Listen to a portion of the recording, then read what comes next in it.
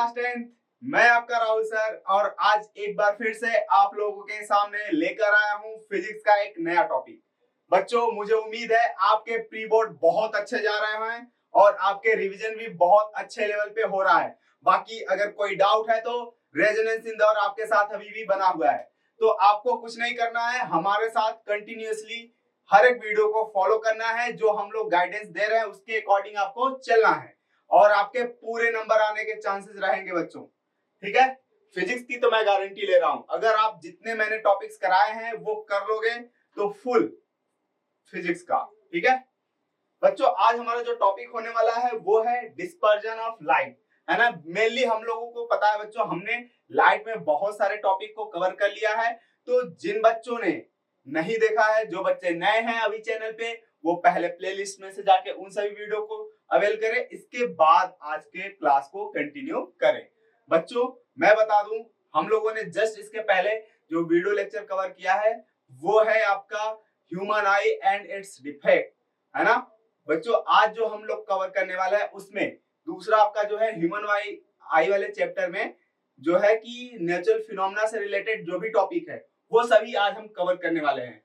यहाँ पे बच्चों आपसे ये फिनोमेना बहुत बार पूछे गए हैं आपके बोर्ड एग्जाम में, तो मुझे उम्मीद है आप लोग एंड तक बने रहोगे, है ना, अपने नोट्स को लेके। ओके, इसमें सबसे पहला जो है बच्चों हमारा क्या टॉपिक होने वाला है, मैंने बताया अभी, डिस्पर्जन ऑफ लाइट, है ना। डिस्पर्जन ऑफ लाइट हम लोग सबसे पहले कवर करने वाले हैं। तो सबसे पहले बच्चों हम लोग देखेंगे कि डिस्पर्जन ऑफ लाइट क्या है। तो उससे पहले हमें पता होना चाहिए कि प्रिज्म क्या है और प्रिज्म से रिलेटेड कुछ बेसिक टर्म्स। ओके, तो प्रिज्म बच्चों एक वेव शेप होता है जो कि ट्रांसपेरेंट रिफ्रैक्टिंग मटेरियल का बना होता है ना। यहाँ पे आप देखोगे तो इसके थ्री जो है, एक, फिर इधर से भी दो, फिर नीचे तीन रेक्टेंगुलर सरफेसेस होते हैं और दो ट्रायंगुलर, एक यहाँ पे ट्रायंगुलर सरफेस है ना और एक ये जस्ट पीछे वाला। ठीक है, हम लोग क्या करते हैं बच्चों, यहाँ से व्हाइट लाइट को इंसिडेंट कराते हैं और फिर व्हाइट लाइट इस वाले सरफेस से बाहर आती है, तो कुछ स्पेशल फिनोमेना अकर होता है। उसी स्पेशल फिनोमेना को हम लोग जानते हैं डिस्पर्जन ऑफ लाइट के नाम से और उसको डिटेल में पढ़ना है। तो सबसे पहले तो प्रिज्म, तो पता चल गया आपको। प्रिज्म से रिलेटेड थोड़ी सी इंपॉर्टेंट पॉइंट, पहले ये आपका जो बीसी है इसको हम क्या बोलते हैं, बेस ऑफ द प्रिज्म बोलते हैं बच्चों, है ना। क्या, बेस ऑफ द प्रिज्म। ये आपका फ्रंट फेस होने वाला है ना, मतलब कि जिसपे हम लाइट को इंसिडेंट कराने वाले हैं, तो ये अपना इंसिडेंट लाइट हो गया। ठीक है, फिर इस सरफेस पे हमने नॉर्मल ड्रॉ करा, नॉर्मल के साथ इंसिडेंट का एंगल मींस इंसिडेंट रे का एंगल जो बनता है उसको एंगल ऑफ इंसिडेंट बोलते हैं। ठीक है, इसके बाद बच्चों यहाँ पे लाइट बेंड होगी, है ना, टुवर्ड्स द नॉर्मल, है ना, अपने ये सीधे पाथ को नहीं फॉलो करके रिफ्लेक्ट होगी लाइट। ठीक है, फिर यहाँ से जो है लाइट पास होती है, तो इस लाइट को हम क्या बोलते हैं, इमर्जेंट रे। क्या बोलते हैं इसको, इमर्जेंट रे। फिर यहाँ पे हम लोग इस सरफेस को भी बोल सकते हैं इमर्जेंट सरफेस, है ना। और इस वाले नॉर्मल के साथ इमर्जेंट रे का जो एंगल बनता है उसको एंगल ऑफ इमर्जेंस बोलते हैं। तो ये आपका एंगल ऑफ इंसिडेंस, ये आपका एंगल ऑफ रिफ्रैक्शन और ये एंगल ऑफ इमर्जेंस। और एक यहाँ पे ये जो ओरिजिनल डायरेक्शन है लाइट का और जो लाइट इमर्ज आउट हुए है उनके बीच का जो एंगल बनता है उसको एंगल ऑफ डेविएशन बोलते हैं। ठीक है, तो मुझे उम्मीद है प्रिज्म से रिलेटेड सभी इंपॉर्टेंट टर्म्स आपको क्लियर हुए होंगे। ओके, तो हम लोग पता है, हम लोगों ने ये क्लास 7 में भी पढ़ रखा था कि जब भी व्हाइट लाइट किसी प्रिज्म के ऊपर इंसिडेंट होता है तो ये फिर अपने 7 डिफरेंट कलर में स्प्लिट हो जाता है और इसी फिनोमेना को हम लोग क्या बोलते हैं, डिस्पर्जन ऑफ लाइट, है ना, कि splitting of white light into 7 different colour, है ना। यहाँ पे 7 डिफरेंट कलर होते हैं जिसमें बच्चों आप देख रहे हो कि रेड कलर जो है सबसे ऊपर है और फिर वॉयलेट कलर सबसे नीचे है। यहाँ पे ये बता भी रहा आपका कि एक व्हाइट लाइट है, फिर से वही रेड कलर सबसे ऊपर और फिर वायलेट कलर सबसे नीचे। हम इसको बोलते हैं, इन सभी ग्रुप ऑफ कलर या कलर्स को, कलेक्शन को बोलते हैं क्या, स्पेक्ट्रम ऑफ व्हाइट लाइट। क्या, व्हाइट लाइट स्पेक्ट्रम, है ना, मतलब जिसमें सभी कलर्स होते हैं व्हाइट लाइट के। ओके, चलिए नेक्स्ट, इससे रिलेटेड थोड़ी सी और डिटेल। तो यहाँ पे अब हम लोग देखने वाले थोड़ा सा और डिटेल। फिर से हमारा ये बच्चों क्या है, आपका प्रिज्म है ना। यहाँ पे आपने क्या करा, एक व्हाइट लाइट की बीम ले रखा है, ठीक है, उसको आपने क्या करा, प्रिज्म के ऊपर गिरा। तो यहाँ से आप देख रहे हो कि ये जो लाइट है ये आपका अलग अलग कलर में स्प्लिट होना स्टार्ट हो गया। और फिर जब ये बाहर निकलता है तो सबसे ऊपर जो आपको कलर मिलता है रेड, फिर यहाँ पे orange, yellow, green, blue, Indigo और वायलेट सबसे नीचे मिलता है। ठीक है, इतना क्लियर है। हम देख रहे हैं बच्चों, हमने बोला कि ओरिजिनल डायरेक्शन से, है ना, इंसिडेंट रे के ओरिजिनल डायरेक्शन से जो लाइट जितना बेंड होती है उसको हम क्या बोलते हैं, एंगल ऑफ डेविएशन। तो यहाँ पे हम देख सकते हैं बच्चों कि angle of deviation red colour के लिए और फिर angle of deviation violet colour के लिए। ठीक है, क्या ये डेल आर एंगल के लिए आपका एक साइन यूज कर रहे हैं, ठीक है, और ये डेल वी आपका वायलेट कलर का एंगल ऑफ डेविएशन है। यहाँ पे आप देख रहे हो कि जो वायलेट कलर है वो ज्यादा बेंड हुआ है ना, तो इसलिए आपका angle of deviation for violet colour will be greater than angle of deviation for red colour. ठीक है, तो हम लोग, मुझे उम्मीद है कि अब इस क्वेश्चन का आंसर कर पाएंगे। क्या है डिस्पर्जन ऑफ लाइट, कि जब भी व्हाइट लाइट किसी प्रिज्म के ऊपर इंसिडेंट होता है ना, तो वहां पे वो 7 डिफरेंट कलर में स्प्लिट हो जाता है। ठीक है, इसी फिनोमेना को हम लोग क्या बोलते हैं, डिस्पर्जन ऑफ लाइट। अभी के लिए मैं बता दूं बच्चों कि यहाँ पे अब एक जनरल स्टेटमेंट सुनो कि जब भी लाइट ना किसी भी ट्रांसपेरेंट रिफ्लेक्टिंग मटेरियल के ऊपर गिर रहा है और वो जिस सरफेस पे इंसिडेंट हो रहा है वो और जिस सरफेस से बाहर आ रहा है वो अगर एक दूसरे के पैरेलल नहीं है तो लाइट हमेशा डिस्पर्ज होगा, मतलब वो 7 डिफरेंट कलर में स्प्लिट हमेशा होगा। ठीक है, और इस फिनोमेना को डिस्पर्जन ऑफ लाइट बोलने वाले हैं। ठीक है, और यहाँ पे हम लोगों ने देखा कि रेड कलर का जो डेविएशन है वो कम है, मतलब रेड कलर कम बेंड होता है, और वायलेट कलर का डेविएशन ज्यादा है, मतलब कि वायलेट कलर ज्यादा बेंड होता है। ठीक है, अब आइए नेक्स्ट जो सबसे important question, cause of dispersion. अच्छा, ये लाइट को हो क्या रहा है, यहाँ पे ये लाइट जो है प्रिज्म से बाहर निकलने के बाद व्हाइट लाइट जो है आपका 7 डिफरेंट कलर में स्प्लिट किया हुआ। तो मुझे पता है कि आप लोग को पहले से ही पता होगा, तो जिनको पता है वो आप कमेंट बॉक्स में बता सकते हो। ठीक है, मैं देखना चाहता हूं कि किसको किसको पहले से पता था, बाकी जिनको नहीं पता है वो मेरे साथ कंटिन्यू करें। ठीक है, हाँ, तो बच्चों लाइट की एक प्रॉपर्टी है, जब आपका जो व्हाइट लाइट है ना ये बहुत सारे कलर से मिलके बना है ना, 7 डिफरेंट कलर से मिलके बना है। ठीक है, तो एयर में क्या होता है, सभी कलर के लाइट का स्पीड सेम होता है। ठीक, वहीं पे किसी दूसरे ट्रांसपेरेंट मटेरियल के अंदर जो है डिफरेंट कलर की स्पीड क्या होती है, डिफरेंट होती है। ध्यान में आया क्या, कि एयर में या वैक्यूम में सभी कलर के लाइट की स्पीड सेम होती है, वो आपका speed of light in air के बराबर, दैट इज सी, है ना, 3 × 10⁸ मीटर पर सेकेंड। बट वहीं पे जब लाइट किसी ट्रांसपेरेंट मीडियम वाटर या ग्लास इन सब के अंदर जाता है तो डिफरेंट कलर के लाइट की स्पीड डिफरेंट डिफरेंट हो जाती है, और फिर इसके वजह से फिर स्प्लिटिंग ऑफ लाइट होता है। अब इसको एक एनालॉजी से समझो बच्चों, है ना, हो क्या रहा है, सभी लोग जब एयर में थे, है ना, सभी लोग जब एयर में थे तो एक ही स्पीड से चल रहे थे, है ना, एक ही स्पीड से चल रहे थे, तो सब मिक्स होके चल रहे थे और सभी कलर का मिक्स कलर हमको व्हाइट दिखता है। बट जैसे ही वो ग्लास के अंदर आए तो सभी का स्पीड अलग अलग हो गया, है ना, तो फिर कोई आगे पीछे हो जाएगा सब। अब जैसे ही फिर आगे पीछे हो जाएगा तो बच्चों वो सभी अलग अलग दिखने लगेंगे, फिर कैसे एक साथ मिक्स होंगे, तब तो सब अलग अलग हो जाएंगे। और यही चीज आपका यहाँ पे हो रहा है कि जब ये एयर में थे तो सभी लोग मिक्स होके एक ही स्पीड से चल रहे थे और व्हाइट दिख रहा था, जैसे ही ग्लास के अंदर आए सभी का स्पीड अलग अलग हुआ और फिर सब आगे पीछे छूट गए और अपने को कैसे अलग अलग दिखने लगे। उसमें से भी बच्चों जो रेड कलर है उसकी स्पीड सबसे ज्यादा होती है और वायलेट कलर की स्पीड सबसे कम होती है ना।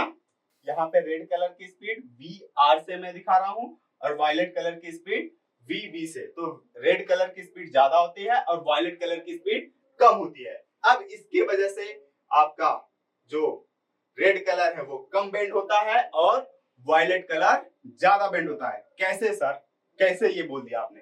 तो बच्चों हम लोगों ने पढ़ा था रिफ्रैक्टिव इंडेक्स किसी भी मीडियम के लिए, क्या फॉर्मूला पढ़ा था कि speed of light in vacuum divided by speed of light in that medium. ठीक है बच्चों, तो यहाँ पे ये क्या है, स्पीड ऑफ लाइट है, तो हम यहाँ से बोल सकते हैं कि ये c तो आपका कांस्टेंट है, तो हमारा n is inversely proportional to speed of light in that medium.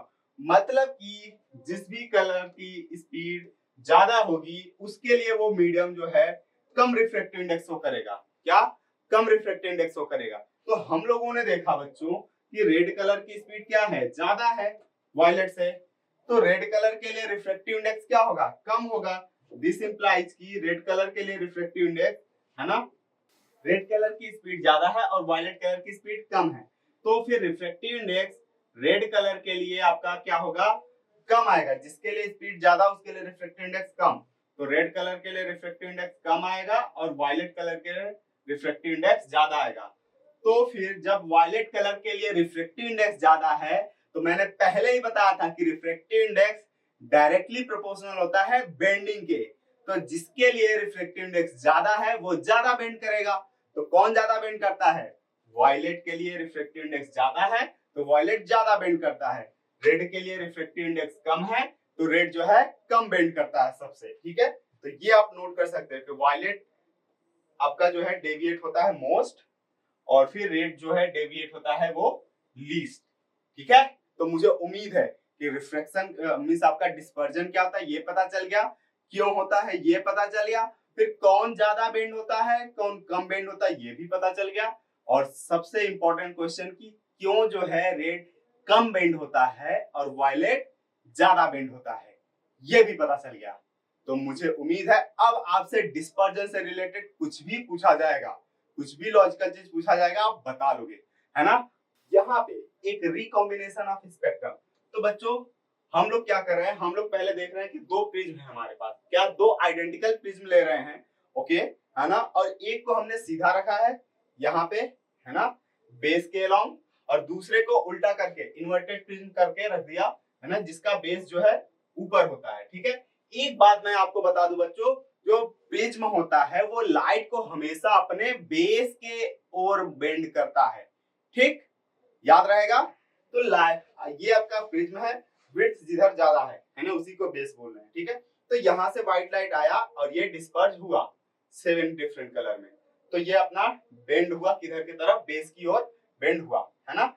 और फिर इसी के जैसा सिमिलर प्रिज्म आपने उल्टा करके रखा है, तो अब यहाँ पे क्या होगा, अब यहाँ पे फिर से रेड थोड़ा कम बेंड होगा, यहाँ पे वायलेट ज्यादा बेंड हुआ था तो यहाँ पे फिर से वायलेट ज्यादा बेंड होगा, और सभी कलर वापस से बच्चों मिल जाएंगे, और फिर से जब बाहर निकलेंगे तो वो कैसा निकलेंगे, सभी मिक्स होके निकलेंगे, और जिसके वजह से फिर सभी कलर का मिक्स कलर आपको कैसा दिखेगा, व्हाइट। ठीक है, तो व्हाइट लाइट इंसिडेंट कराओगे आपको फिर से व्हाइट लाइट ही मिलेगा। यहाँ पे आपने व्हाइट लाइट इंसिडेंट कराया तो ये जो प्रिज्म है ये आपने क्या करा, इसने लाइट को डिस्पर्ज कर दिया, तो इसीलिए ये डिस्पर्जिंग प्रिज्म बोला जाता है। और इसने क्या करा, इसने लाइट को फिर से रिकंबाइन कर दिया है ना, मतलब रेड और वायलेट बाकी सभी को मिला के फिर से ये क्या कर दिया, व्हाइट लाइट बना दिया, तो इसीलिए इसको रिकॉम्बिनेशन प्रिज्म बोलते हैं। ठीक है, हाँ ये एक्सपेरिमेंट सबसे पहले किसने किया था, न्यूटन अगेन। ओके, इससे रिलेटेड एक बहुत इंपॉर्टेंट क्वेश्चन जो कि पीवाईक्यू में आया हुआ क्वेश्चन है, क्या है, why does glass slab not disperse white light. तो ग्लास स्लैब बच्चों व्हाइट लाइट को डिस्पर्ज क्यों नहीं करता, जबकि हमारा प्रिज्म से जब लाइट पास होता है व्हाइट लाइट तो अपने को 7 डिफरेंट कलर मिल रहा है, बट ग्लास स्लैब के केस में नहीं मिल रहा है। तो आइए देखते हैं क्यों। तो बच्चों मैंने बोला यहाँ पे ये अपने पास एक ग्लास स्लैब है, यहाँ पे आप लाइट इंसिडेंट कराओगे तो ये फिर जब बाहर निकलेगा है ना,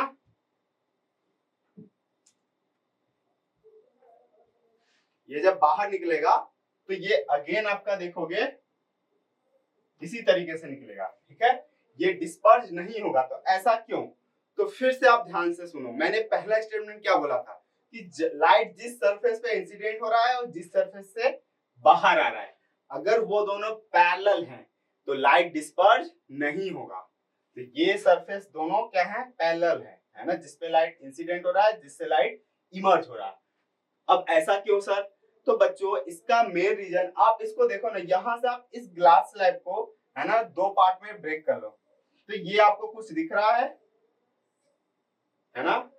एक दूसरा पोर्शन आप देखो यहाँ पे, ठीक है। अब इन दोनों को थोड़ा सा दूर दूर सोचो तो कैसा दिखेगा, कुछ ऐसा दिखेगा क्या बच्चों, ऐसा कि एक प्रिज्म आपका बेस के अलोंग रखा है और दूसरा इन्वर्ट करके रखा है। अब इसी को दोनों को मिलाओ ना, इसी को दोनों को मिलाओ तो ये ग्लास स्लैब नहीं बन जा रहा है, ठीक है। तो हम ऐसे बोल सकते हैं कि जो ग्लास स्लैब है अपना, जो ग्लास स्लैब है वो दो प्रिज्म आइडेंटिकल प्रिज्म की तरह बिहेव कर रहा है, जो कि एक आपका बेस के अलोंग रखा गया है और एक इन्वर्टेड करके रखा गया है। तो एक क्या करेगा, एक बच्चों लाइट को डिस्पर्स करेगा 7 कलर में, फिर दूसरा क्या करेगा सर, दूसरा उन सभी को मिला के फिर से रिकम्बाइन कर देगा। तो हम बोल सकते हैं कि ग्लास स्लैब आपका टू आइडेंटिकल, एक आपका बेस के अलोंग एक इन्वर्टेड प्रिज्म की तरह बिहेव करता है, जिसके वजह से वहां पे आपका डिस्पर्जन और रिकॉम्बिनेशन सेम दोनों प्रोसेस हो रहे होते हैं सेम टाइम पे, ठीक है। और इसके वजह से व्हाइट लाइट आपका डिस्पर्ज वहां पे नहीं होता, ठीक है। ये आया हुआ क्वेश्चन है, तो आप आंसर में ये चीज लिख सकते हो। ओके ओके बच्चों, नेक्स्ट हमारा जो टॉपिक होने वाला है ना, डिस्पर्जन ऑफ लाइट से रिलेटेड जितने भी इंपॉर्टेंट चीजें थी मैंने बता दिया, ठीक है। नेक्स्ट जो हमारा है बच्चों वो है एटमॉस्फेरिक रिफ्रैक्शन। क्या, एटमॉस्फेरिक रिफ्रैक्शन। तो मुझे उम्मीद है आपने इन सभी चीजों का नाम तो सुना ही होगा, ठीक है, और नहीं सुना है तो फिर बने रहिए। एटमॉस्फेरिक रिफ्रैक्शन हमको पता है बच्चों, ये हमारी क्या है, धरती माता, ठीक है। और फिर धरती माता के चारों तरफ क्या होता है, इसका एटमॉस्फेयर है ना, ये आपका एटमॉस्फेयर है। अब जब लाइट, यहाँ पे सन है बच्चों, है ना, सन यहाँ पे थोड़ा सा छोटा लग रहा है, क्यों, क्योंकि बहुत दूर है बच्चों, है ना, तो टेंशन की बात नहीं है। यहाँ से सनलाइट आ रहे हैं, सनलाइट आ रही है, यहाँ पे बच्चों कोई मीडियम नहीं है, इधर रीजन में कोई मीडियम नहीं है, तो लाइट के कोई भी फिनोमेना अकर होने की पॉसिबिलिटी नहीं है। ओके, तो यहाँ पे स्ट्रेट आया।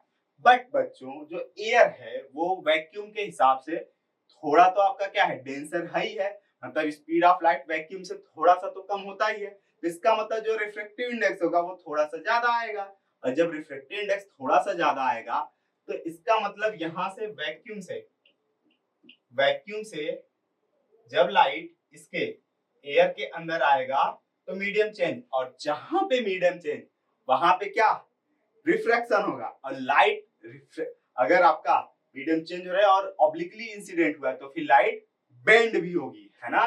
तो यहाँ पे यही हो रहा होता है बच्चों, यहाँ तक तो सीधा आ रहा होता है, फिर उसके बाद ये लाइट बेंड हो जाता है ना, ये लाइट बेंड हो जाता है ना, ड्यू टू एटमॉस्फेयर, ठीक है।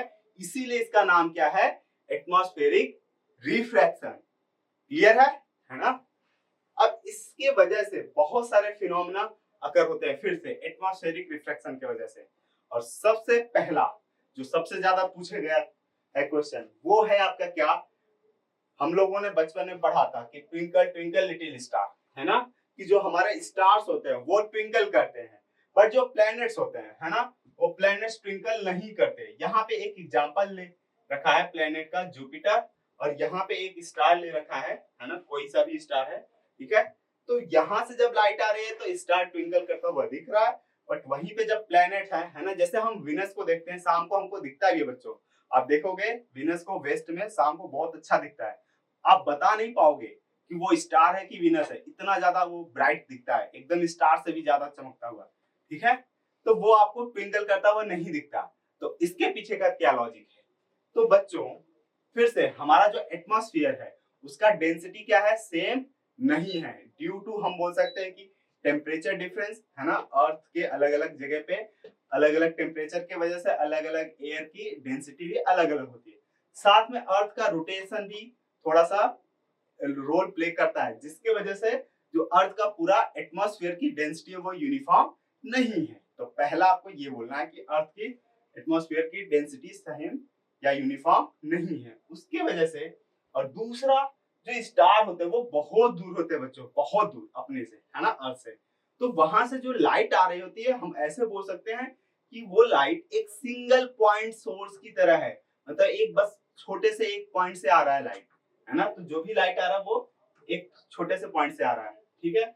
और मैंने बताया कि जो है फिर एटमॉस्फेयर का जो है डेंसिटी क्या है, सेम नहीं है, तो कहीं से फिर ज्यादा लाइट आ रही होगी, कहीं से कम लाइट आ रही होगी उस स्टार की, है ना। कभी वो बीच में ज्यादा एयर आ गया, मींस डेंसिटी ज्यादा हो गया तो कम लाइट, अब वहीं पे एयर की डेंसिटी कम है तो फिर ज्यादा लाइट। फिर ये हमारे आंख पे जब इंसिडेंट होगा, है ना, हमारे आंख पे जब इंसिडेंट होगा तो हमारे आंख पे कभी ज्यादा लाइट आएगा, कभी कम लाइट आएगा, और इसी को तो हम क्या बोलते हैं, ट्विंकलिंग, है ना। क्यों हुआ? क्योंकि ये पॉइंट सोर्स की तरह बिहेव कर रहा है, और जब लाइट ज्यादा आ रहा है तो हमको ज्यादा दिख रहा है ब्राइट, कम दिख रहा आ रहा है तो कम दिख रहा है डिम, तो उसके वजह से ये ट्विंकल करता हुआ दिख रहा है। कौन? स्टार।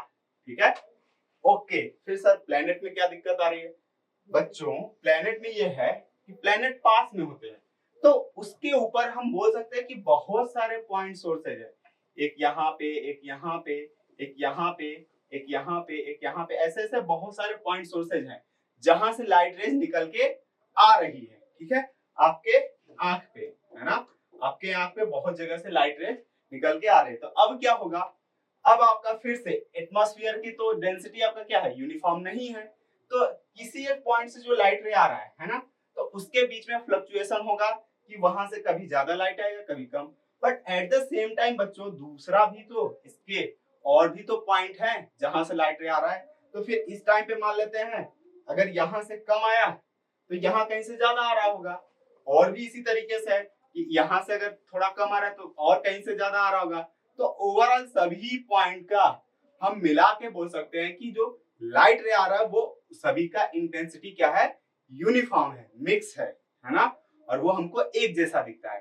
तो ना ज्यादा लाइट आ रही होती है ओवरऑल, ना कम लाइट आ रही होती है, तो फिर हमको क्या लगेगा, हमको वो ट्विंकल करता हुआ नहीं लगेगा। ठीक है, तो मुझे उम्मीद है आप क्या बोलोगे कि प्लेनेट पास में होते हैं तो वो एक्सटेंडेड सोर्स की तरह बिहेव करते हैं, तो किसी मोमेंट पे उसके किसी एक पॉइंट से अगर ज्यादा लाइट आ रही है तो किसी एक से कम लाइट आ रही होगी, फिर किसी दूसरे से ज्यादा, किसी एक से कम, तो ओवरऑल जो इफेक्ट दिखता है वो यूनिफॉर्म दिखता है, और जिसके वजह से प्लैनेट ट्विंकल करते हुए हमको नहीं दिखते। ठीक है, तो ये आप नोट कर सकते हो। यहाँ पे बच्चों आप स्क्रीनशॉट ले सकते हो आंसर का, जो चीजें मैंने बोला उसको शॉर्ट में मैंने लिख दिया है ताकि आप अपना नोट्स बना सको, है ना। नेक्स्ट पॉइंट जो है बच्चों, नेक्स्ट पॉइंट है हमारा, या फिर नेक्स्ट टॉपिक बोल सकते हैं, अपेरेंट पोजीशन ऑफ स्टार।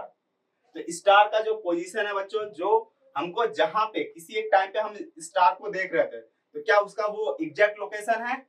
नहीं, वो हमें एग्जैक्ट लोकेशन पे नहीं दिखता। क्यों सर? इसका एक रीजन है बच्चों। सपोज करो ये पर्सन जो है अर्थ पे है, अर्थ के चारों तरफ क्या होगा बच्चों, इसका एटमॉस्फेयर होगा, है ना। तो जब लाइट मान लेते हैं कि यहाँ सन से आ रही है, तो सन से यहाँ तक जहां तक आपका कोई मीडियम नहीं होगा तो लाइट क्या होगा, सीधा आएगा। फिर उसके बाद लाइट क्या होगा बच्चों, बेंड होगा, है ना।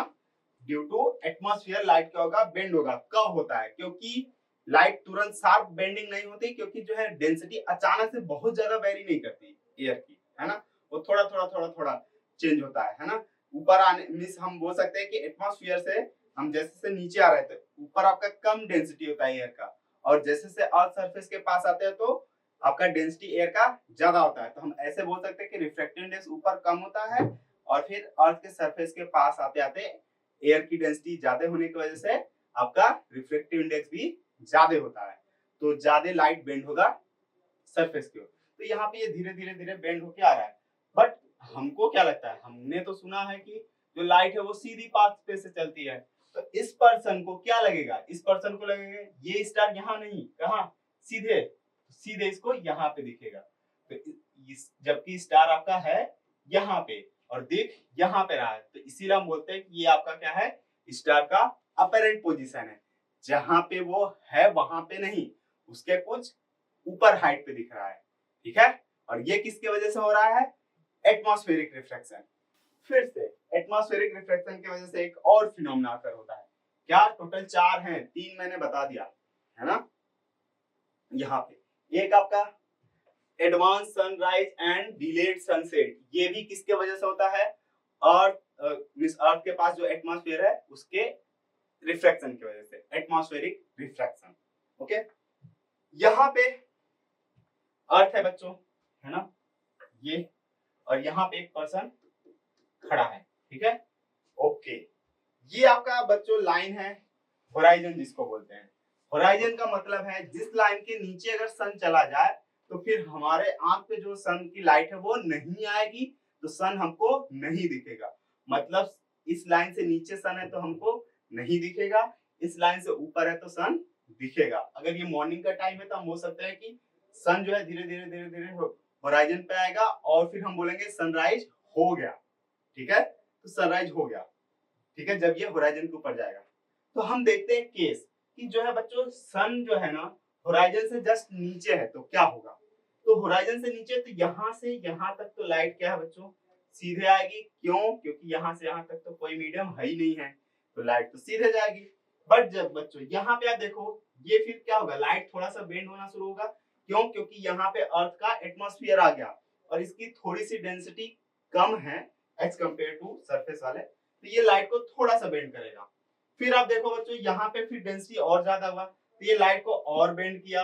ओके, फिर सरफेस के पास आते आते लाइट की डेंसिटी और ज्यादा बढ़ गई, सॉरी एयर की डेंसिटी और ज्यादा बढ़ गई, जिसकी वजह से लाइट जो है आपका और ज्यादा बेंड हो गया और फिर ये पर्सन के आंख के ऊपर आ रही है। मतलब कि ये जो सनलाइट है बच्चों ये धीरे धीरे, जबकि सन जो है होराइजन के नीचे है, बट यहाँ से जो सनलाइट आया वो इस पर्सन के आंख के ऊपर आ रहा है।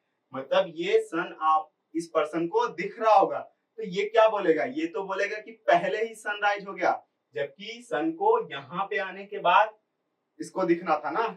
इस लाइट को अगर ये एटमॉस्फेयर नहीं होता, सपोज करो बच्चों अगर ये अर्थ के पास एटमॉस्फेयर नहीं होता तो ये सभी एयर इसका नहीं है, तब देखते हैं तब क्या होता। ये जो लाइट है ये आता है सीधे और ये सीधे फिर कहाँ, सीधे ऐसे निकल जाता, सीधे ये ऐसे निकल जाता, फिर इस पर्सन के आंख पे आता नहीं आता, तो फिर सन इस टाइम पे इसको नहीं दिखता। कब दिखता, जब सन यहाँ पे रहता तो यहाँ से सीधे लाइट आती इस पर्सन के आंख पे और दिखता तब। कब, जब अर्थ का एटमॉस्फेयर नहीं होता तब की बात किया मैंने। ठीक है, बट वहीं पे जब अर्थ के पास एटमॉस्फेयर है तो ये सनलाइट इधर न जाने के बजाय ये बेंड होते होते होते होते होते होते इसके आंख पे आ गया और फिर इसको दिख गया। तो ये आपका बच्चों होता है 2 मिनट का, है ना। मतलब कि एक्चुअली सन होराइजन पे आने से 2 मिनट पहले से ही पर्सन को दिखने लगता है ना। पर्सन मतलब हम लोग को भी, है ना। हम लोग जो सनराइज अगर देख रहे हैं तो वो एक्चुअली में वो अपने होराइजन से थोड़ा सा नीचे रहता है, 2 मिनट पहले से ही वो हमको दिखने लगता है। इसीलिए हम क्या बोलते हैं, एडवांस सनराइज, मतलब सनराइज होने से पहले ही दिख गया। ठीक है, इसी का उल्टा फिर डिलेड सनसेट। देखो यहाँ पे क्या है, फिर से एक पर्सन है जिसकी आंख पे लाइट आनी है। ठीक है, फिर से ये आपका हो गया इसका होराइजन, मतलब कि सन यहाँ पे होगा तो इसको दिखेगा, इस लाइन से नीचे जाएगा तो सन इसको नहीं दिखेगा।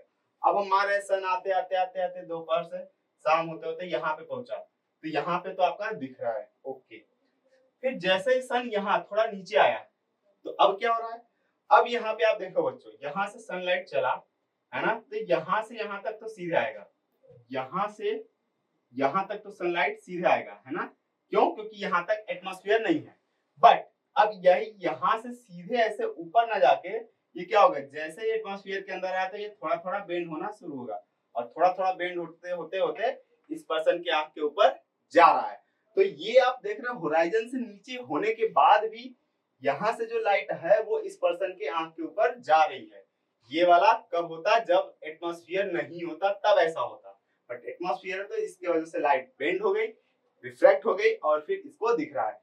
तो फिर से 2 मिनट बाद तक दिखता रहता है। तो सनसेट है हमको जब होराइजन से नीचे चला जाता है उसके 2 मिनट बाद तक हमको दिखता रहता है सन, तो हम इसीलिए बोलते हैं डिलेड सनसेट। क्या? Delayed sunset. तो advance sunrise and delayed sunset. ठीक है, ये भी किसके वजह से, एटमॉस्फेरिक रिफ्रैक्शन। ओके गुड, फिर से आप बच्चों यहाँ पे नोट कर सकते हो। ओके बच्चों, तो फिर हमारा नेक्स्ट जो टॉपिक होने वाला है ना, जो नेक्स्ट फिनोमेना होने वाला है नेचुरल फिनोमेना, उसका नाम है आपका क्या, टोटल इंटरनल रिफ्लेक्शन, जिसको हम शॉर्ट में क्या बोलते हैं, TIR। क्या? TIR, total internal reflection. ठीक है, ये चलिए देखते हैं। ओके, ये बच्चों मेरे लैब में किया हुआ एक्सपेरिमेंट है। ठीक है, ये किसी का कॉपी नहीं है, है ना। यहाँ पे बेसिकली हमने क्या करा है, एक ले रखा है एक्वेरियम जैसा, जिसके अंदर हमने क्या करा था, यहां तक पानी भर लिया था, ठीक है, कहां तक, यहां तक पानी भर लिया था। उसके बाद हम लोग जो है यहां से लेजर लाइट को इंसिडेंट करें। तो ये जो लेजर लाइट है बच्चों, ये पहले तो क्या है, यहाँ से एयर से किसमें जाएगा, वाटर के अंदर। हम ग्लास को अभी एकदम मारे थिन है, ठीक है, तो ये एयर से वाटर के अंदर आया, फिर ये वाटर से बाहर ऐसे नहीं निकला पूरा, ये क्या हो रहा है, फिर से ये इसी में रिफ्लेक्ट हो गया। ये कैसे हुआ, जबकि यहाँ से एयर से तो वाटर में गया, फिर ये वाटर से एयर में पूरा का पूरा क्यों नहीं गया, ऐसा कैसे हो रहा है। तो यही हमको देखना है बच्चों, क्या टोटल इंटरनल रिफ्लेक्शन क्या होता है और क्या कंडीशन है। तो सबसे पहला कंडीशन बच्चों इसमें है कि लाइट हमेशा जो है ना डेंसर से रेयरर में जाना चाहिए, क्या, डेंसर से रेयरर में, ठीक है। और एक और ये नाम दिया गया है कि ये लाइट जो इंसिडेंट होना चाहिए क्रिटिकल एंगल से ज्यादा पे होना चाहिए। तो पहले हमको ये देखना है क्या होता है। ओके, यहाँ पे हमारा एक बच्चों वाटर एयर इंटरफेस है, यहाँ ऊपर क्या है, एयर है, और यहाँ पे वाटर है नीचे, ठीक है बच्चों। यहाँ पे हमने एक नॉर्मल ड्रॉ कर लिया जहाँ पे हमको लाइट को इंसिडेंट कराना है। ओके, क्लियर है। हम लोग बहुत हमेशा से एयर से वाटर में लाइट को इंसिडेंट कराते आए हैं, बट अभी नहीं। पहले हमने क्या कंडीशन देखा, लाइट किसमें से किसमें जाना चाहिए, डेंसर टू रेयरर। ओके, तो वाटर से एयर में। तो सपोज करो बच्चों यहाँ पे एक लाइट इंसिडेंट हुआ है ना, तो हमको पता है ये सीधे ना जाके ये क्या होगा, वाटर से एयर में जा रहा, तो ये बेंड होगा, और बेंड होगा तो किधर भागेगा, नॉर्मल से दूर बेंड होगा। तो ये नॉर्मल से दूर बेंड हुआ, और इसको हम बोलते हैं एंगल ऑफ इंसिडेंस, और इसको एंगल ऑफ रिफ्लेक्शन। क्लियर है, इतना क्लियर है।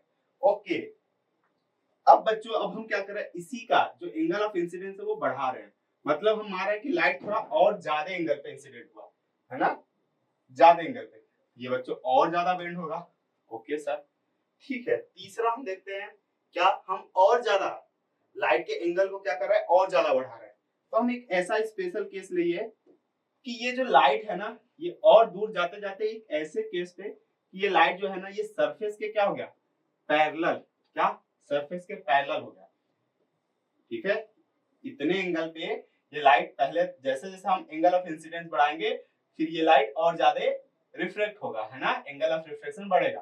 और एक ऐसे एंगल ऑफ इंसिडेंस पे, है ना, जिसको हम अलग से नाम दे रहे हैं आईसी, उस एंगल ऑफ इंसिडेंस के लिए ये लाइट कितने एंगल पे रिफ्लेक्ट हुआ, 90 डिग्री। यहाँ पे एंगल ऑफ रिफ्लेक्शन क्या लेंगे, 90 डिग्री। ब्लैक वाले रे को आप देखो ध्यान से, तो इस एंगल ऑफ इंसिडेंस के लिए ये आपका एंगल ऑफ रिफ्लेक्शन क्या है, 90 डिग्री, जब लाइट डेंसर से रेयरर में जा रही है। और इसी एंगल ऑफ इंसिडेंस को हम क्या बोलते हैं, क्रिटिकल एंगल। क्या, क्रिटिकल एंगल। तो समझ में आ गया, क्रिटिकल एंगल क्या, वो एंगल ऑफ इंसिडेंस जिसके लिए एंगल ऑफ रिफ्रैक्शन क्या हो, 90 डिग्री हो, है ना, या फिर रिफ्लेक्टेड रे सरफेस के पैरेलल हो जाए।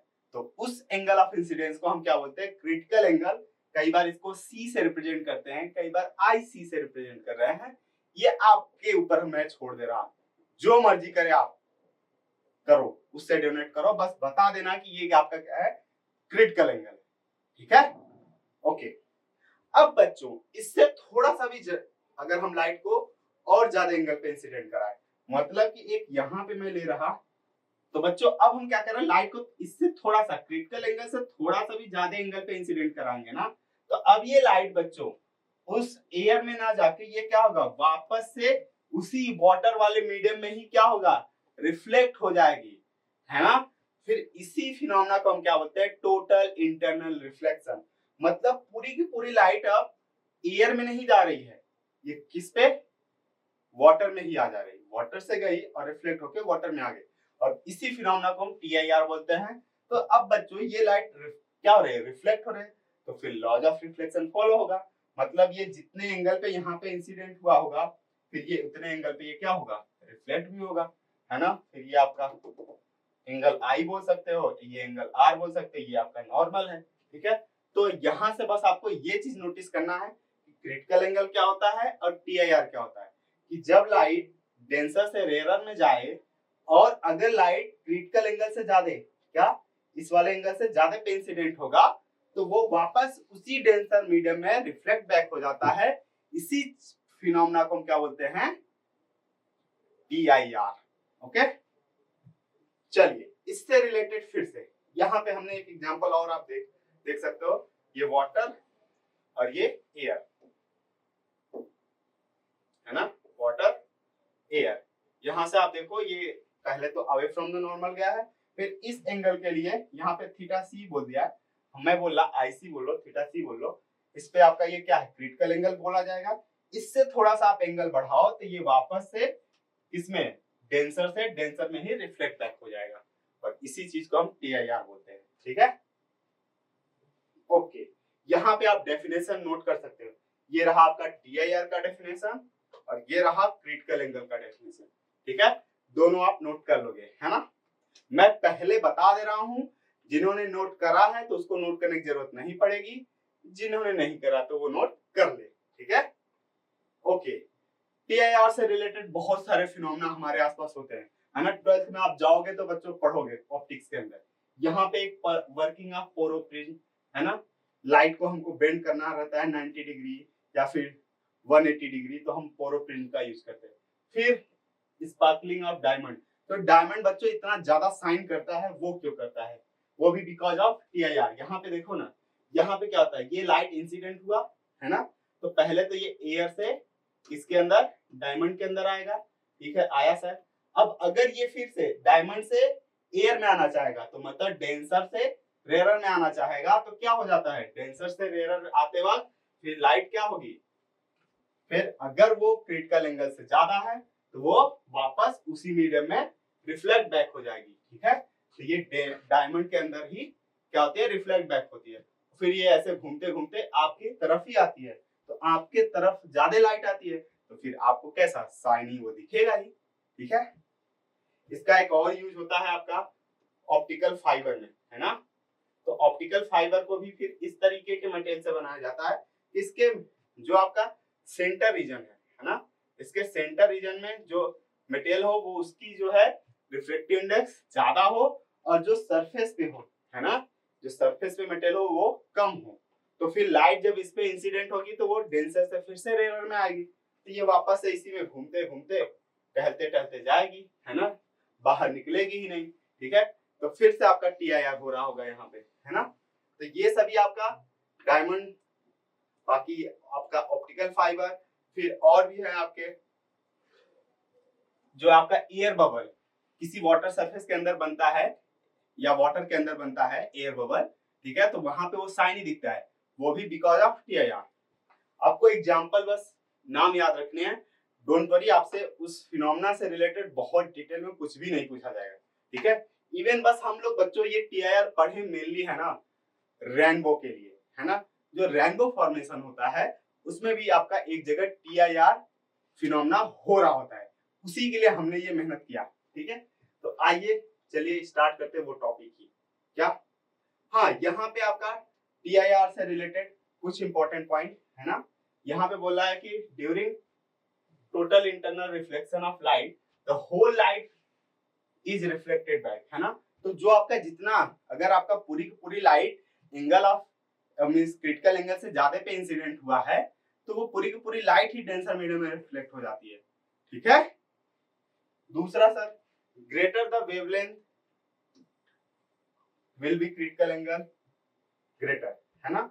अगर जिस भी लाइट की जो है बच्चों वेवलेंथ ज्यादा होती है, उसके लिए एंगल ऑफ जो आपका बोल सकते हैं क्रिटिकल एंगल, है ना, कि जिस एंगल से ज्यादा पे आपको लाइट इंसिडेंट कराना है वो भी ज्यादा होगा। मतलब कि अगर ब्लू लाइट है और रेड लाइट है, तो रेड लाइट के लिए आपको ज्यादा क्रिटिकल एंगल होगा, मतलब अगर रेड लाइट को आपको TIR कराना है तो ज्यादा एंगल पे इंसिडेंट कराना होगा। ठीक है, मुझे उम्मीद है आपको ये समझ में आ गया, है ना। ये वैसे भी इतना डिटेल में आपका पूछा नहीं जाएगा, है ना। इससे रिलेटेड एक फॉर्मूला यहाँ पे बच्चों, तो वहां पे फॉर्मूला क्या होता है आपका क्रिटिकल एंगल का, sin C, है ना, ये आपका क्रिटिकल एंगल है, वो जो है वो इनवर्सली प्रोपोर्शनल होता है refractive index of denser to rarer, है ना। क्या, यहाँ पे अगर आपको refractive index of denser with respect to rarer पता है तो उसका रेसिप्रोकल कर दो, तो वो आपका साइन सी मिल जाएगा, मतलब कि क्रिटिकल एंगल का साइन का मिल जाएगा। ठीक है, ये मैं बोल सकता हूँ कि ये आपको याद करने की जरूरत नहीं है, ये आप छोड़ सकते हो। ठीक है, आपको मैंने बस बोला कि TIR पता होना चाहिए बस। ठीक है, ओके, जो हमारा सबसे इंपॉर्टेंट था रेनबो फॉर्मेशन, है ना, वही हमको देखना है। तो रेनबो फॉर्मेशन के लिए बच्चों यहाँ पे आपका क्या होता है, बारिश के बाद, है ना, जो वाटर ड्रॉप होता है वो एटमॉस्फेयर में रह जाता है। ठीक है, उसके बाद क्या होता है, सन अगर कहीं पे है ना, सन कहीं पे है, इधर कहीं पे अपना क्या है, सन है, जहां से लाइट आएगी। तो चलो बच्चों, सन से लाइट आ रही है। अब ये सन से लाइट आई तो यहाँ पे क्या होगा, ये एयर है ना, और ये वाटर ड्रॉप है। ठीक है, तो मीडियम चेंज होगा, और मीडियम चेंज होगा रेयर से डेंसर, तो जो लाइट है ये क्या होगा, बेंड होगा टुवर्ड्स द नॉर्मल। और बच्चों फिर से ये देखो, एयर में सभी कलर की स्पीड सेम थी, तो सभी मिक्स होके चल रहे थे, बट ये वाटर के अंदर आएंगे तो अब इनके अलग अलग कलर की स्पीड अलग अलग हो गई, तो ये एक दूसरे से बिछड़ना स्टार्ट हो जाएंगे, तो ये यहाँ पे आते आते बिछड़ जाएंगे, है ना, ये इस तरीके से, ये अपना रेड कलर, ये अपना वायलेट कलर। अब बच्चों ये वायलेट कलर है ना, यहाँ पे लाइट इंसिडेंट हुआ है, तो अब ये क्या होगा, अब यहाँ पे देखो ये लाइट जो है डेंसर से, ये आपका वाटर क्या है, डेंसर है ना, और फिर डेंसर से किस में आएगा, डेंसर से रेयर में आएगा, एयर में आना चाहेगा, है ना, वाटर से एयर में, तो फिर से क्या होगा, TIR, अगर ये लाइट क्रिटिकल एंगल से ज्यादा पे इंसिडेंट हुआ होगा तो ये क्या होगा, TIR होगा, और TIR होगा तो फिर ये वापस से लाइट इधर ना आके क्या होगा, वापस से इसी में आ जाएगी, है ना, इस तरीके का। ठीक है, और फिर यहाँ पे ये बच्चों क्या होता है, ये ज्यादा एंगल पे होता है और ये वाला कम एंगल पे, है ना, और जिस भी पर्सन के आंख के ऊपर ये इंसिडेंट होगा, है ना, जिस भी पर्सन के आंख के ऊपर ये इंसिडेंट होगा, है ना, ये लगभग 42 डिग्री के आसपास होगा रेड का, याद नहीं करना है, फिर से टेंशन की बात नहीं है, ये 40 डिग्री है ना, तो फिर आपको ये रेड कलर ऊपर दिखेगा क्योंकि ये ज्यादा एंगल पे है, और ये वायलेट कलर है, ये आपका कम एंगल पे है ना, तो ये आपका नीचे दिखेगा। तो यहाँ पे इस पर्सन को इधर कहीं एक रेनबो दिख रहा होगा, वो कैसा दिख रहा होगा, यहाँ पे रेड दिख रहा होगा, है ना, अंदर से लिखते हैं VIBGYOR।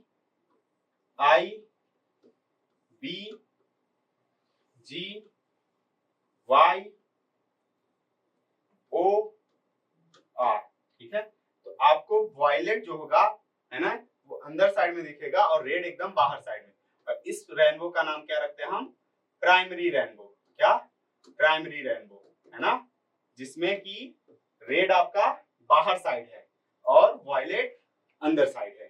ठीक है, फिर बच्चों कई बार अब किसी बच्चे के दिमाग में ये भी आ सकता है, सर यहाँ पे भी तो लाइट क्या है, डेंसर से रेयर में है ना, वाटर से किसमें आ रही है, अगेन एयर में, तो ये फिर से सर TIR हो सकता है, बिल्कुल हो सकता है बच्चों, ये फिर से TIR हो जाएगा, है ना, फिर से TIR हो जाएगा, तो फिर से जो है लाइट का टोटल इंटरनल रिफ्लेक्शन होने के बाद फिर इधर कहीं ऊपर कहीं फिर से जो पर्सन देख रहा होगा जिसके आंख पे जाएगी, तो उसको फिर से एक रेनबो दिखेगा, उसका हम क्या नाम रखते हैं, सेकेंडरी रेनबो, है ना।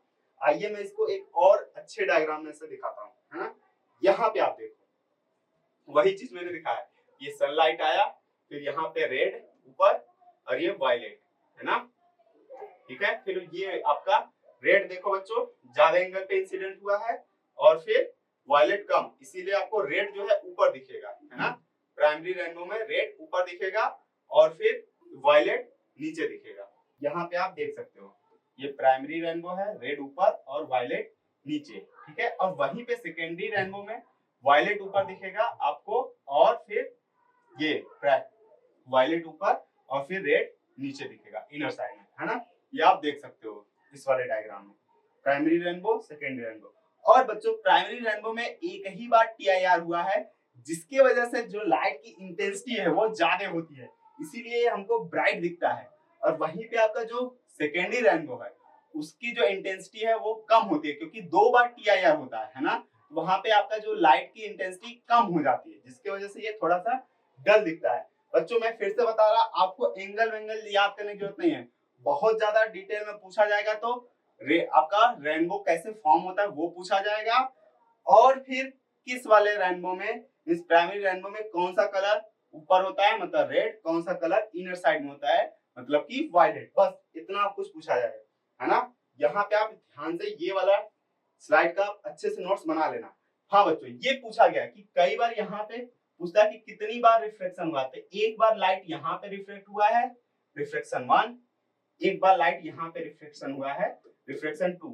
सर यहाँ पे क्या हुआ, यहाँ पे टोटल इंटरनल रिफ्लेक्शन, या फिर बच्चों यहाँ पे ना जितनी लाइट आ रही है ना सभी कलर की लाइट के लिए मतलब यहाँ पे TIR की कंडीशन फुलफिल नहीं होती, तो पूरी की पूरी लाइट यहाँ पे रिफ्लेक्ट नहीं होती, कुछ लाइट ना यहाँ पे ट्रांसमिट भी हो जाती है ना, क्या रिफ्लेक्ट भी हो जाती है, ठीक है। तो हम ये बोल सकते हैं यहाँ पे इंटरनल रिफ्लेक्शन बोले, क्या इंटरनल रिफ्लेक्शन, है ना। अगर आपके एग्जाम में बच्चों दो ऑप्शन दिए हैं, है ना, कि जो रेनबो में TIR हो रहा होता है कि इंटरनल रिफ्लेक्शन हो रहा होता है कि रिफ्लेक्शन हो रहा है कि डिस्पर्जन हो रहा है, तो आप क्या टिक करोगे, सबसे ज्यादा यहाँ पे जो है वो इंटरनल रिफ्लेक्शन सही है, TIR से भी ज्यादा सही क्या है, इंटरनल रिफ्लेक्शन IR, है ना। क्यों, क्योंकि यहाँ पे पूरी की पूरी लाइट रिफ्लेक्ट नहीं या फिर आपका रिफ्लेक्ट नहीं हो रही होती, ठीक है। तो आप इस चीज को याद रखोगे, है ना। इंटरनल रिफ्लेक्शन, एक बार रिफ्लेक्शन यहाँ पे, एक बार रिफ्लेक्शन यहाँ पे, एक बार इंटरनल रिफ्लेक्शन यहाँ पे, ठीक है। तो आप रे डायग्राम याद रखोगे, वर्किंग याद रखोगे तो बहुत अच्छे से कर लोगे, ठीक है। मुझे उम्मीद है ये आपको बहुत अच्छे से क्लियर हुआ होगा। अगर डाउट रहेगा तो आप मुझे कमेंट बॉक्स में बता सकते हो, है ना। हम लोग आपके लिए जरूर हेल्प करने के लिए यहाँ पे हैं, ठीक है। तो आप मुझे बेहिचक बताओ कमेंट बॉक्स में कि क्या हेल्प चाहिए, हम लोग रेडी हैं, ठीक है बच्चों। आपसे मिलते हैं नेक्स्ट वीडियो में, तब तक के लिए बाय बाय।